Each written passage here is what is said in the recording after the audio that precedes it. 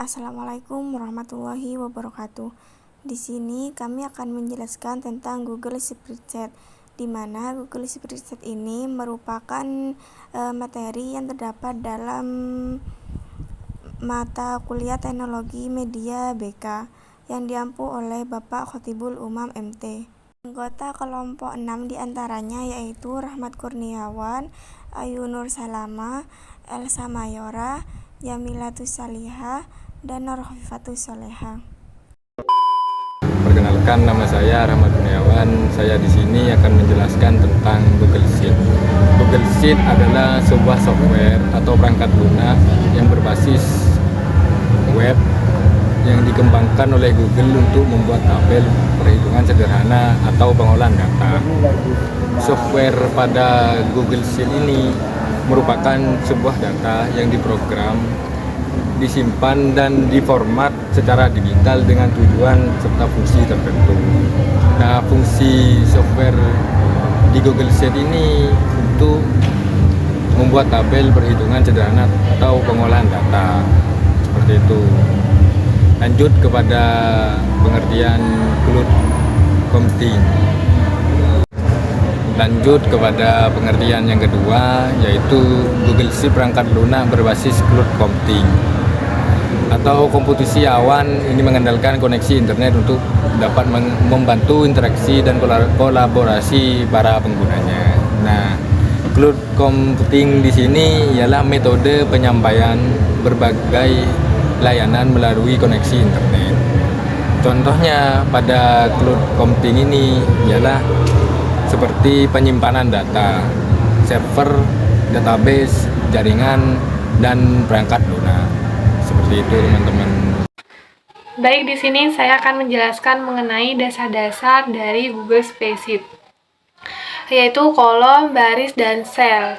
Kolom itu adalah yang tersusun secara ke bawah, artinya nomor 1, 2 itu namanya kolom, sedangkan baris yang tersusun ke samping itu dari A biasanya sampai Z.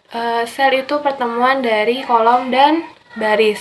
Contohnya seperti kursornya itu ada di mana, terus A1, A2 gitu, B2 itu namanya sel. Berikutnya adalah cara membuat diagram. Diagram biasanya cara membuatnya pergi ke insert. Terus setelah pergi ke insert biasanya muncul diagram kayak gitu, muncul seperti ini. Terus kita blok yang biasanya kan sudah ada datanya itu. Terus di blok yang ada datanya, lalu setelah itu diklik kanan, kemudian setelah akan muncul seperti itu, B2 sampai titik 2 itu sampai B8. Klik kanan, tunggu sebentar, terus kemudian lanjut biasanya ke yang berikutnya itu ya. Diulang lagi tuh, B2 pas titik 2 ke B6. Nah, itu muncul seperti itu. Kemudian yang harganya ya itu diklik kanan, di blok, terus muncul seperti itu. Terus lalu tekan OK, diagramnya muncul secara otomatis. Setelah ini saya akan menjelaskan cara bagaimana menyimpan Google Spreadsheet ini.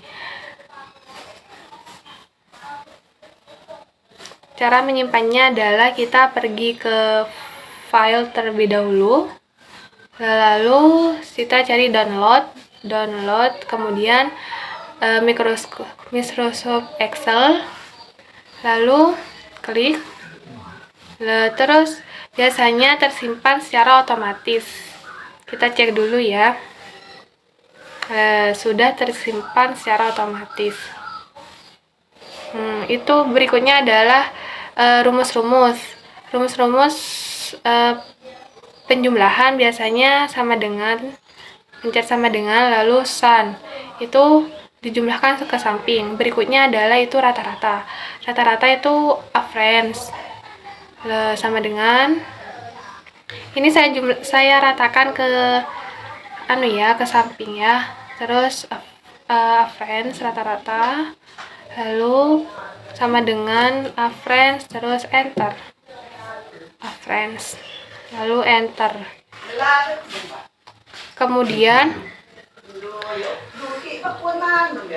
Kemudian setelah itu kita akun itu biasanya untuk melihat banyaknya sel, sama dengan akun. Terus sudah setelah itu sudah.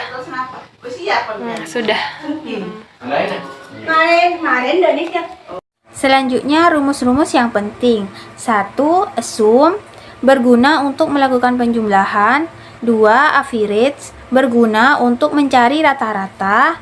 Yang ketiga, count, menghitung jumlah semua sel dengan angka dalam rentang data tertentu.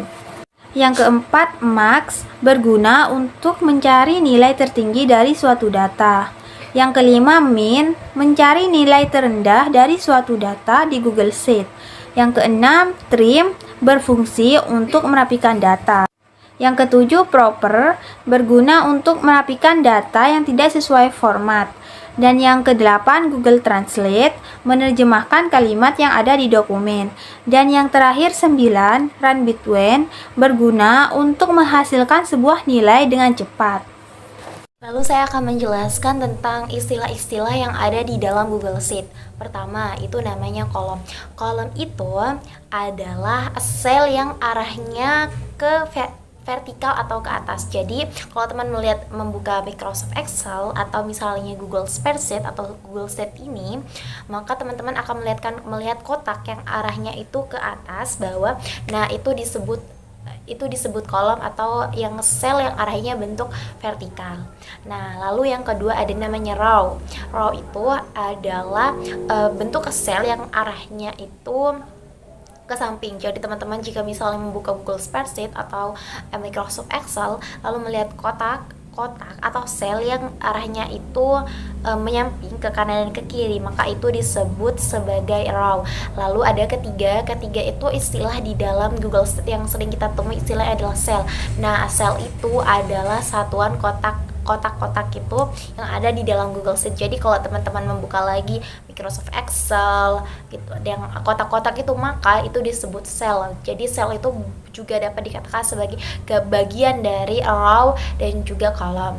Lalu istilah keempat itu ada namanya function. Function itu adalah sistem operasional yang ada di dalam Google Sheet yang digunakan untuk menghitung cepat dan lain-lainnya. Entah itu menghitung, membagi, dan sebagainya. Lalu yang kelima itu ada istilahnya namanya formula. Formula itu merupakan rumus-rumus untuk mengetahui nilai-nilai baik itu dari sel, baik itu dari row, dan juga dari kolom. Jadi formula itu istilahnya rumus-rumusnya teman-teman. Jadi biasanya kalau di rumus-rumus itu di dalam Google Sheet itu biasanya menggunakan sama dengan terlebih dahulu agar dapat digunakan. Yang selanjutnya yaitu keunggulan dari Google Sheet atau Google Spreadsheet.